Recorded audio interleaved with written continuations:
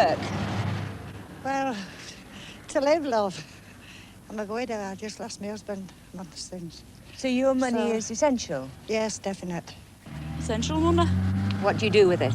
It goes into house. And if your family didn't have your wage coming in, what would happen? Well, yeah, absolutely skint.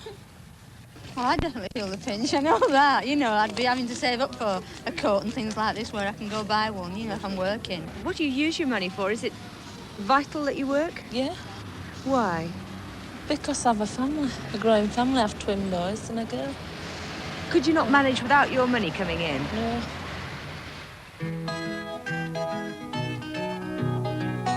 These days, most married women work, either full-time or part-time, and their families need their money for essentials, not luxuries.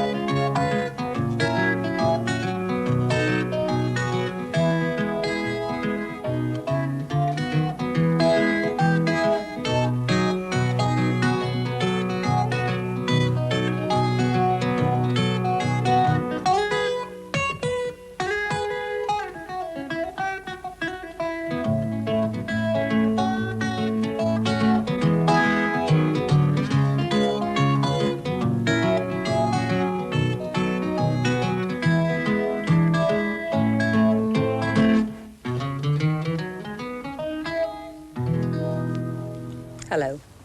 Women's work. Well, equal pay is a reality, but only in areas where men and women do the same jobs. There aren't many male typists or supermarket cashiers, are there? So although we make up about 40% of the workforce, women mostly work in narrow areas in low-paid jobs. And just recently, there's been a report showing an alarming increase in the number of women registering as unemployed. In the last 5 years, it's increased by 223%. Women have lost jobs with the decline of the textile industry. Recession has hit service industries hard, and cutbacks in government spending means that women's jobs are fast disappearing. The school meal service is mainly staffed by women working part-time. How many will have jobs in the future? Word processors could mean that secretaries and typists will become obsolete. A machine doesn't need a weekly wage. 59% of teachers are women, and already there are too many teachers chasing too few jobs. But the loss of women's jobs is being felt right now in the health service. Hospitals can't afford to employ the nurses they need, and domestic staff are also feeling the pinch. In this city now, we've got thousands and thousands of people unemployed, and obviously if a man is made redundant, then his wife's going to try and come out to work. And many females feel that domestic work is the type of work they do best.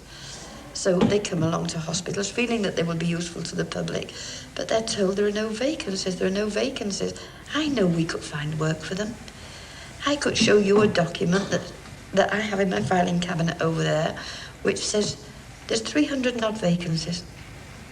Vacancies that are needed to bring the service up to standard or to improve it a little. We could take 300 people off the dole queue, but there's no money to do it with. At the moment, it's supposed to be when three is supposed to be an award. No, it's practically 2 every day. And all we can do is start the award, not bottom the award, because it can't be done by 3, because we have got to do meals as well as do the domestic work, laundries, everything that we have got to cooperate with. And it's no way that 2 person can do it. So you find that some of the ward is left dirty. I mean, you can only tie their own and one thing or another, but you can't just cooperate with the jobs that 3 person used to do. And what they are doing now, that when you get your days off, they're asking you if you can come back and work on your day off. And the ladies are getting more tired more than ever. I feel really sorry for the nurses, because on Friday I went home and I was really crying. I get really involved in my work, and that's the truth. Because there was 7 patients down in the bar area. There's still the dinner in front of them and the pudding. The nurses will just run off their feet. And it really hurts to think that they brought them in here to be seen to. And the nurses dare speak out because they're frightened for the job every time. And I get so tight, I take it home with me. Well, now let's talk about disappearing jobs with Judith Hunt, the national official of TAS, that's the staff section of the engineering union. Judith, do you think that the government spending cuts, in fact all the cuts that are going on at the moment, are hitting women harder than men? Oh, I think there are. The cuts are not only in the public services, which you've shown admirably on the film, but also throughout the manufacturing industries. Women are losing jobs very rapidly because they're in the low-skilled, semi-skilled areas. And the other side of the coin is that it's not only making women lose jobs, but the cuts in the services mean that women have an additional burden because it's traditionally women that look after the sick, look after the elderly, and have to cope with making arrangements for children. And it's all those essential services that are being cut as well. I think women are being hit very hard indeed. Now, some people might say, well, it's the men who are the breadwinners, the women go out and a lot of them are after pin money, therefore the fact that they lose their jobs isn't quite as critical as a man losing a job. Well, all the women that you interviewed made that absolutely clear that it's nonsense. Many, many women support children, support dependent elderly relatives, and thousands of women keep their families out of the poverty traps. It's not about luxuries, it's about essentials to pay for food, to pay for clothing for children, and to keep body and soul together. Also, women have a right to work. There's no reason why we should only manage in this society to produce jobs for either men, young men, or green people or yellow people. We ought to be able to provide jobs for all men and women in this society who choose to work. Judith, thanks very much. Well, about 40% of all women workers work part-time. The advantages for married women with families are obvious, but there are advantages for employers too. They're cheaper for a start. Part-timers don't get paid sick leave or paid holidays, and there's no job security if they work less than 16 hours. Part-time workers are getting together now to improve things, and it's not only in shops and factories that the dissatisfaction is felt. When Pam Dallas, a part-time lecturer at Hull College of Higher Education, wrote to the Guardian newspaper complaining about conditions, she received 100 replies in support. And because of the interest shown, she and other part-time lecturers in Hull have formed a pressure group to fight for better treatment. Well, why are teachers taking on part-time work? Most people were either using it because wanting to do part-time because they got family commitments and then had hoped to move into full-time work as people used to do before the cutbacks. They'd start off, they'd keep their career going by doing the part-time work while the children were small, and then as their children got older they were able to move naturally back into their full career, and so the career structure was there for them. There are no promotion prospects when one's a part-timer. There's a career structure for full-timers, and anybody who gets embarked on a career structure has the opportunity and the hope of being able to progress up a ladder. And for anybody who's really committed to a job, that is something they want to do. This doesn't exist for part-timers. Pam, do you have contracts? Yes. Well, we do have a contract, which is a small piece of pink paper that we are given. And usually, if you're teaching on more than one course, you finish up with about half a dozen at least of these little bits of pink paper, which are pretty meaningless. I mean, you get it says here that your appointment can be terminated at any time, terminable summarily at any time by written notice from the Director of Education.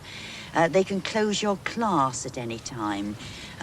If you're absent from work through illness, you're expected to find your own substitute after consultation with the principal of the college, which means as you're lying there on your deathbed, you're saying, but I haven't found anyone to substitute for me as a part-time teacher, you know, which seems to me quite extraordinary. So really, I think what we have to do is to try to get a more permanent type of contract, which will, give us the better conditions of service. Jane, do you feel lucky to be working and yet unlucky because you're exploited? Yes, I mean, I suppose that's the sort of double contradiction that you're in. You're very pleased to find some work, so you're not put back onto the dole queue. But on the other hand, you're once in the position, you haven't got the same terms and conditions, as Pam has said, as full-timers. So you feel in this sort of very exploited situation, but on the other hand, you feel you can't go too far, certainly on your own, otherwise you're going to be out of a job at the end of the day because of this, you know, this very job insecurity that you have got. People quite often take part-time teaching because it's all they can get, and most part-timers are women. Is there some feeling, perhaps, of discrimination? I think, yes, there is. I mean, I've personally been asked questions about my marital status, about whether I have children, about whether I'm going to consider getting married in the future, because, of course, this is going to affect my concentration on the job. I try to rebuff the questions at times. I mean, one gets furious. I went up to London for an interview for a fairly high-powered job, which I was really quite surprised to be interviewed for. And towards the end of the interview, which had been a very grueling one of the interviewers said to me, "What about your children?" So I said, "Oh, well, my children are grown up now. There's no problem about them." And they said, "Well, we weren't thinking about your children needing you. We were thinking about you needing your children." By accepting unsatisfactory conditions, are part-time teachers setting a pattern for the future?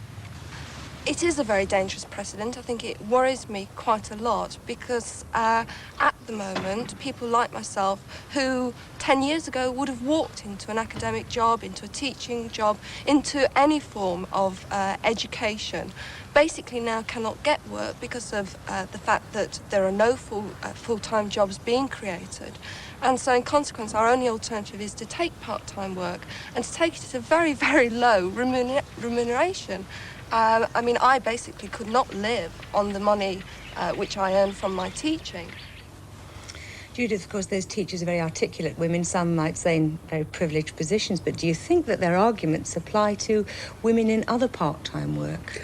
Oh, yes. I mean, the main point is the insecurity, and that unless you're on a proper contract, then you have no security as a part-timer, and you can be sacked with, as the person said, within a week's notice. Now, that's grossly unfair. No part-time chairman of a board of directors or a high-paid legal consultant who works part-time works under those kind of conditions. You can have decent conditions for part-time workers, particularly if a company or a public service wants them. I think it's those kind of basic conditions that we have to look at for both men and women who work part-time. But there are still a lot of those farcical contracts that Pam Dallas was talking about hanging around. Yes, most definitely, particularly in further education, because it suited local authorities to be able to hire and fire people, and I think it's a disgrace in this day and age that people should have to work with that kind of insecurity, particularly when they're giving great talents to the institutions. It's suiting a lot of employers, in fact, to employ part-time people, and do you think that's the way things are going to go? There'll be more part-timers, many more part-timers than full-time employees? Well, I think the other side of that is to look at the trade union campaign for a shorter working week. A high proportion of part-timers work over 30 hours a week or around 30 hours a week, and one of our campaigns is for a 35-hour week. So I think one thing we should look at is a shorter working week for all, which will help to do away with some of the distinctions between part and full-time.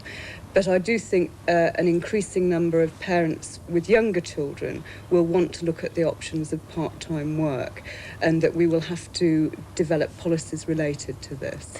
You know, a lot of women that I talk to that are in part-time work feel that the unions aren't properly geared to looking after the interests of part-time workers. Well, there's an element of truth in that, and one of the results of the greater involvement of women in the trade union movement in the last 5 to 10 years has been an increasing recognition that we have to deal more fully with the problems of part-time workers. And the TUC has just produced a charter for part-time workers shortly to be published, which includes the basic safeguards that we would want to see for all part-time workers, whether they're men or women, although, like you say, they're predominantly women. Well, that indeed is very good news. Thanks, Judith. Children, of course, are the main reason why women work part-time, but if children are under 5, who then looks after them? Throughout the country, there are about 570,000 places for children in nurseries, and some of these only part-time. Children of one-parent families quite rightly have precedence, but it's estimated that the women who go out to work have about 820,000 children of below school age between them. So what happens to the rest? A few mothers can afford a live-in nanny. Others work for enlightened firms who provide a creche. The rest leave their children with childminders, registered and unregistered, or with friends and relatives. There are some privately run, often very expensive nurseries. However, you could be lucky enough to live near a nursery like this one in Leeds, held in the local community centre. They charge a lot less than the state nurseries, but even here, they can't provide all the services they'd like to. Because social services have said we can only have 12 for lunches. So the majority we have do part-time work. So you're not really able to do what you most want to do, and that is to provide adequate facilities for a full-time worker? No, because we haven't got proper facilities, a proper kitchen. We just do the best we can to help mums. Because the majority of mothers around here, they have to work to survive. It's not to have a career, it's because they have to work to pay the bills. What would happen, do you think, to this area if facilities like yours no longer existed? Something. What would happen? Well, I suppose certain people wouldn't be able to pay their bills if they couldn't go to work. And there's a lot of depression about. A lot of the houses around here are very poor, damp, and there's a lot of misery. Get out of the way.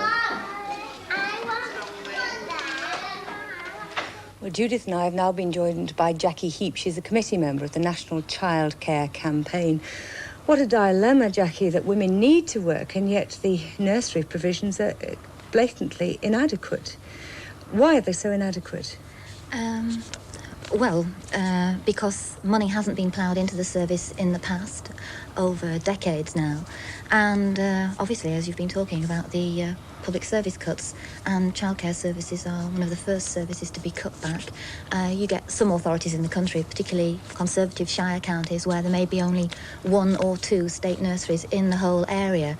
And of course, it's the deprived children with problems that get priority, and that's right for those nurseries.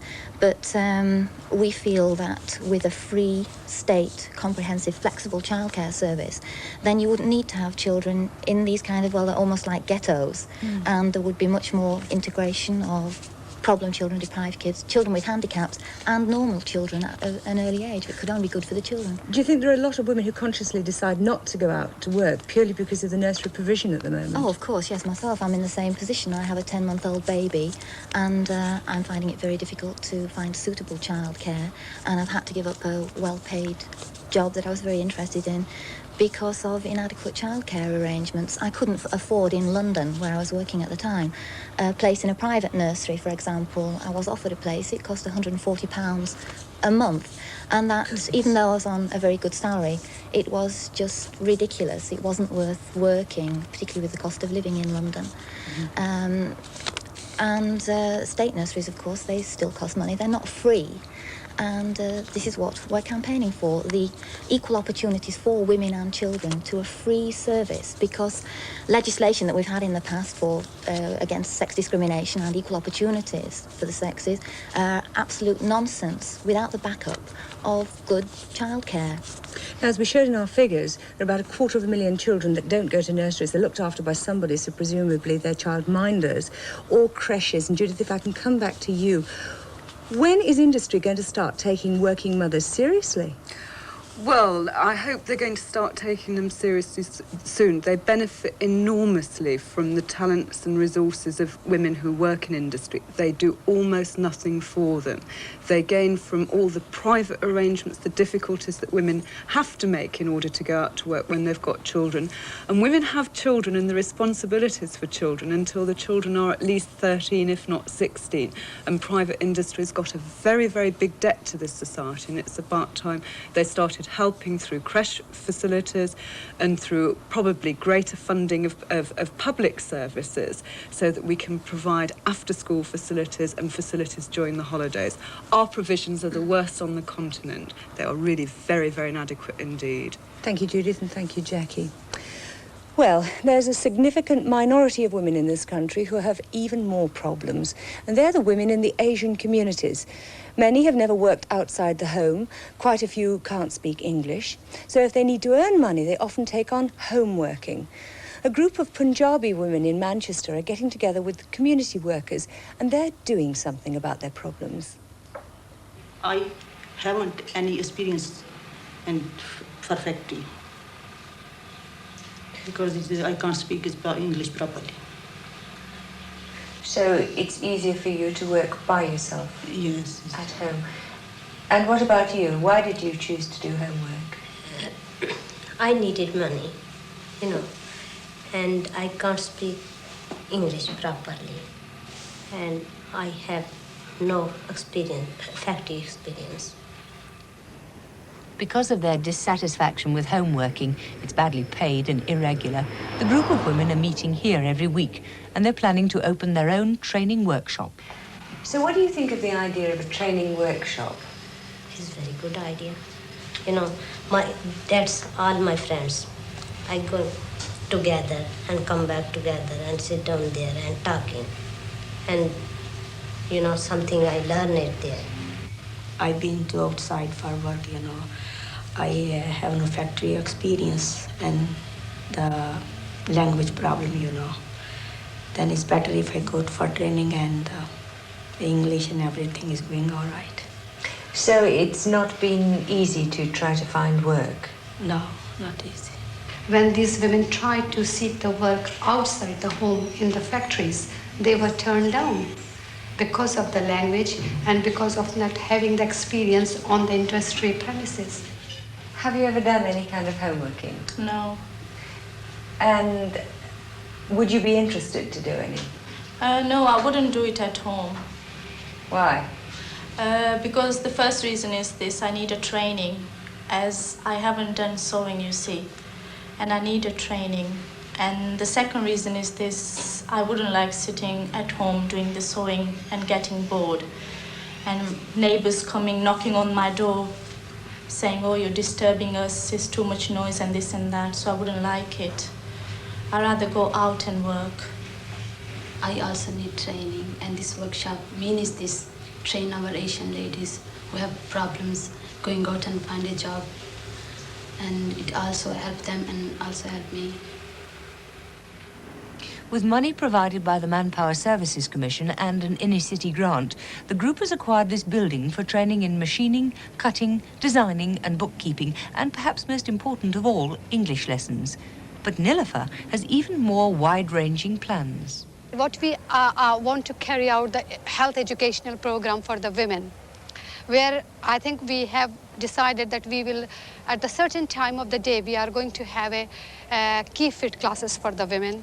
And women will also learn the different type of the activities which will develop them as a whole person. Eventually, some of them will definitely go back to home, but they will be aware what is happening around them, what are their rights, and how they can improve the work conditions. Do you think the Asian women coming together as a group of women will find a lot of strength from that group? Yes, definitely. If the women will come together, they will share their worries, they will share their pleasures, and they will be in the same environment, and they will be able to retain their culture as well, some aspect of their culture, definitely, which they want to retain. I'm going better now. After training, I got a job as English firm. If I get a training, English give to me is easy job is because I got a diploma, is training diploma inside. Good luck to me. Good luck to you. Yeah. Well, we said at the start that most women who work don't work for pin money. They work for essentials. But if they can't go out to work, they have to look at the alternatives. And that's what next week's programme is all about. So until then, goodbye.